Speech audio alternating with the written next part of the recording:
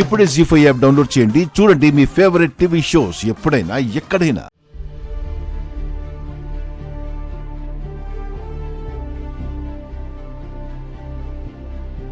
ఇక్కడ స్పర్శ ఉందా? లేదు. ఇక్కడ కొంచెం ఉంది. పాదాల్లో తిమ్మిరనిపిస్తోందా? అప్పుడప్పుడు.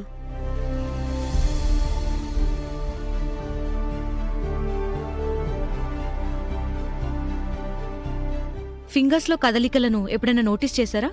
చేశాను.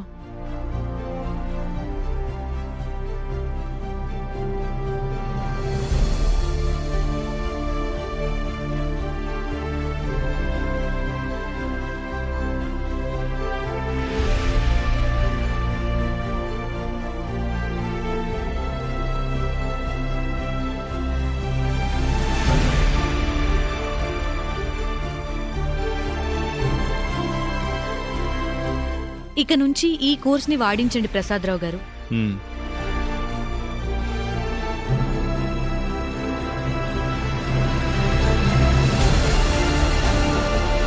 చాలా బెటర్మెంట్ అయితే కనపడుతోంది. బట్ కంప్లీట్గా రికవరీ కావడానికి మరికొంత సమయం పడుతుంది. మీరైతే రెగ్యులర్గా ఫిజియోథెరపీ చేయిస్తూ ఉండండి.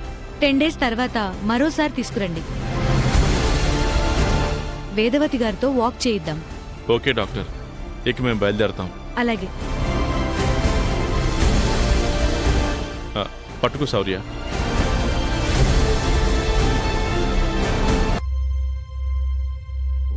నా చెల్లెలు ప్రసాదం చేయడానికి రావాలి అంటే ముక్కు పుడక ఇవ్వాలి అన్నాను.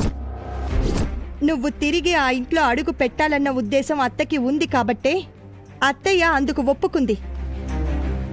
అందరి ముందు నువ్వు ముక్కు పుడకను తీసుకుంటే నీ గౌరవం పెరుగుతుంది.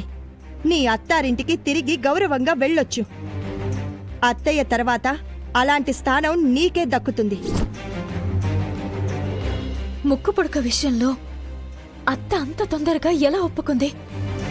అయినా నేను ఏనాడు ముక్కు పుడకను ఆశించలేదు. ముక్కు పుడక గురించి నేను జాతరకి వెళ్తే ఏం బావుంటుంది? నేను తిరిగి నా అత్తారింటికి వెళ్ళాలనుకున్నది ఆ రకంగా కాదు కదా. వెళ్ళలేను. జాతర దగ్గరకు నేనెట్టి పరిస్థితుల్లోనూ వెళ్ళలేను. అమ్మవారి మీద పూర్తిగా విశ్వాసాన్ని కోల్పోయాను. ముక్కు పొడుక గురించి ఎన్ని కలలు కన్నాను, చివరికది నాకు దక్కకుండా పోతుంది. అది అంత విలువైందా? విలువైంది మాత్రమే కాదు, అది ఎవరి దగ్గరుంటే వాళ్ళ దగ్గర అన్ని అధికారాలు ఉంటాయి. అవునా? రేపే పల్లెటూరికి బయలుదేరాలి కాబట్టి అందరూ కొంచెం త్వరగా రెడీ అవ్వండి.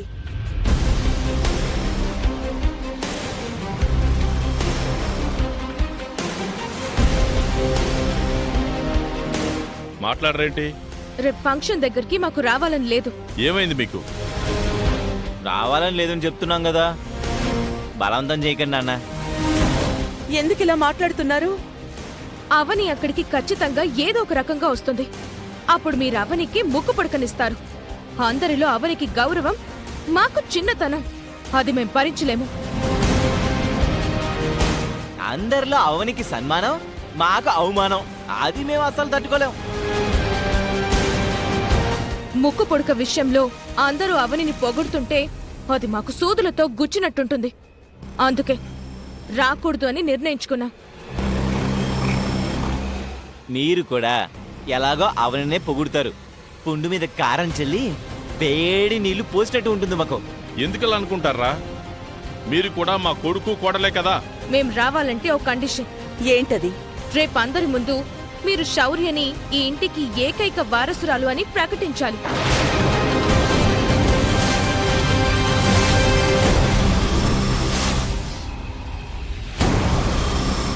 ఘట్టమనేని వంశానికి మొదటి సంతానం ఇచ్చిన కోడలిగా అందరిలో నాకు, నా భర్తకు, శౌర్యకు గౌరవం దక్కుతాయి. అవునమ్మా, మాకెటు ముక్కు పుడకని ఇవ్వను అని అంటున్నారు. కనీసం నిహారిగా అడిగినట్టయినా చేయండి, మాకు మర్యాదగా ఉంటుంది కదా. ఎందుకంతలా బ్రతిమలాడుకుంటున్నారు? మీరు కోరకూడని కోరిక ఏం కోరుకోవడం లేదు కదా. గ్రాని తప్పకుండా ఒప్పుకుంటుందిలే. ఏమంటావు గ్రాని? అందులో నాకెటువంటి అభ్యంతరమూ లేదు. శౌర్య మా రక్త సంబంధం. శౌర్య గురించి అందరిలో చెప్పుకోవడానికి ఎలాంటి ఇబ్బంది లేదు. ఖచ్చితంగా చెప్తాను. అయితే వస్తాం.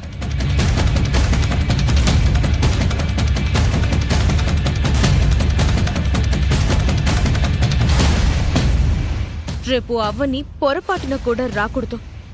ఒకవేళ చివరి నిమిషంలో వచ్చినా అవనికి ముక్కు పొడక అందకూడదు. నిహారికకు ఈ ముక్కు పుడక మీద బాగా కోరుకున్నట్టుంది. ఏమాత్రం అవకాశం దొరికినా నిహాకి దక్కేలా చేయాలి.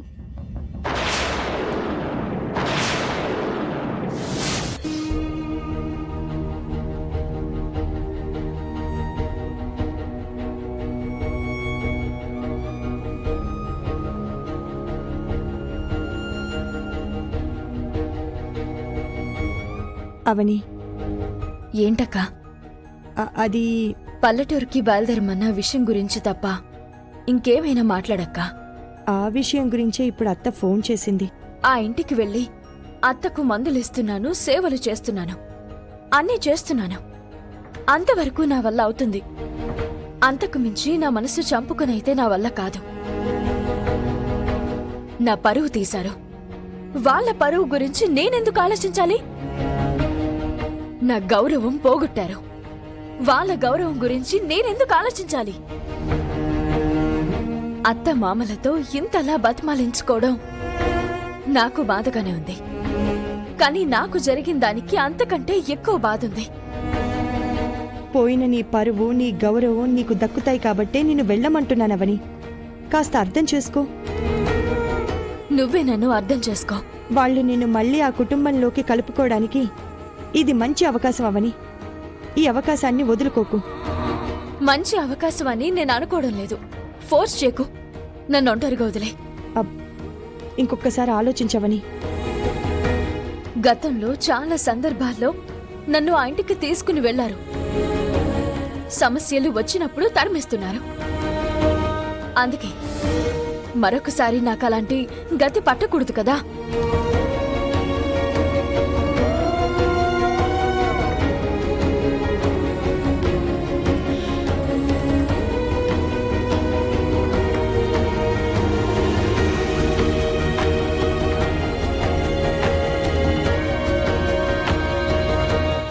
కూతురు గనక బ్రతకుండుంటే పల్లెటూరి జాతరలో నా కూతురికి ప్రత్యేక స్థానం, ప్రత్యేక గౌరవం ఉండేవి.